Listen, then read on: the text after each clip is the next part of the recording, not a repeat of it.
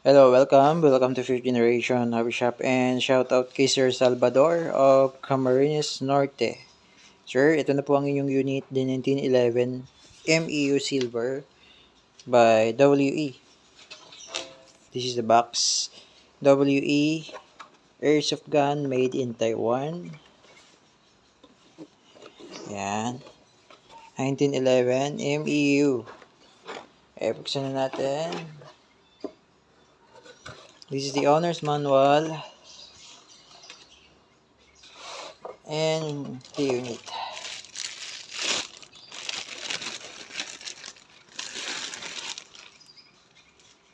Yan. MEU. 1911 MEU by WE. Okay. With the markings. Yan. Okay, this is 15 rounder. Single stock, 15 rounder. Metal din siya. And yung grip niya is rubberized. Yan, rubberized siya, hindi siya plastic.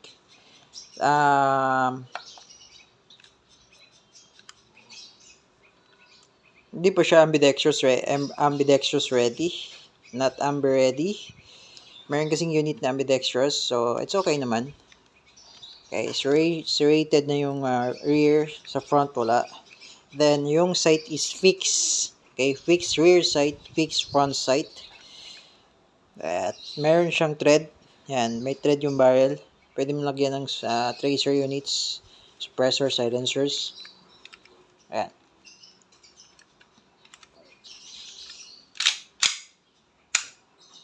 Okay, check natin yung safety. Check natin yung beaver tail. Okay, working. So, once hindi to engage, siguro nakapanood na kayo ng aming video. Pag hindi to nadidiinan, sir, hindi rin siya puputok. Yan. So, kailangan nadidiinan nyo siya. Automatic, pag ginawa ka, nadidiinan. Then, pwede na siya pumutok. Okay? Load tayo yung BBs.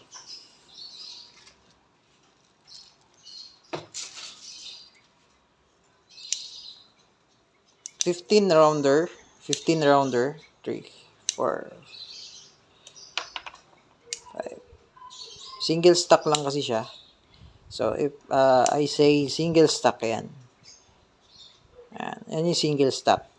Kumbaga, naka-line lang siya. One line.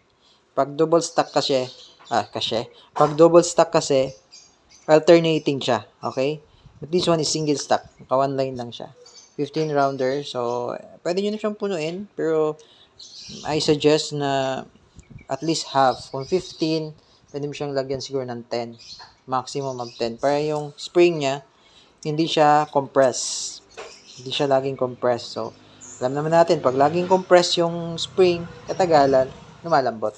Okay? So, ayan. Then, lagay natin ng gas.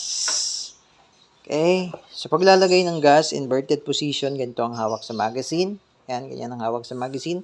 Ganito naman ang hawak sa gas. Then, pasok mo lang siya dyan. Then, press.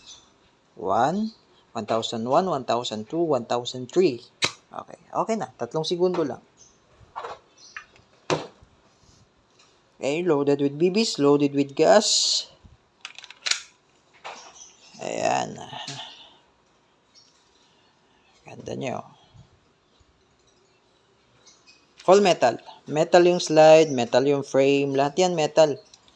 Full metal. Kaya sa mga nagtatanong, sir, full metal ba ang Glock? Wala pong full metal na Glock.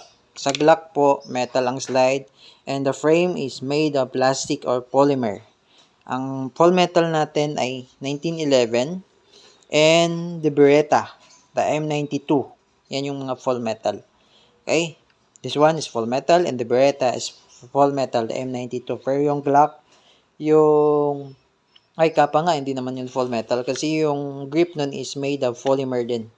Pero yung pinaka lower frame niya is metal. Okay? So, this one is full metal. Ayan, okay? So, chronograph test tayo. Okay, Sir Salvador, check natin yung chronograph.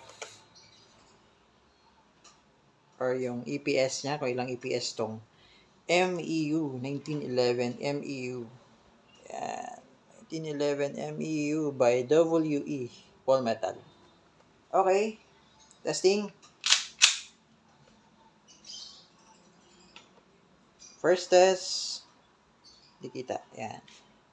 First test, firing 351.6. Wow, lakas ha. Firing 346. Firing 337. Firing 333. Okay. Lakas. Malakas din. Okay. Rapid fire shoot. Natin kung accurate. Firing.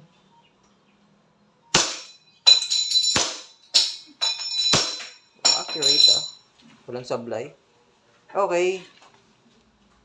Okay na. Nag-open chamber na siya. So, pagka ganyan, sir, just like sa mga totoong baril, di ba, nag-open chamber pag wala ng bala. So, ganun din siya. Release mo lang yung magazine. And then, hawakan yung slide. Press nyo to. Press down. Then release. Okay. Press down nyo to. Ito. Ito sticker lang po yan. Natatanggal yan. Okay, Sir Salvador. Thank you for choosing 5th Generation Hobby Shop. Okay na po ang inyong unit, sir. The 1911 MEU by WE made in Taiwan Full Metal. Okay, if you have more question, message lang sa aming Facebook page, 5th Generation Hobby Shop. Thank you, sir, and God bless.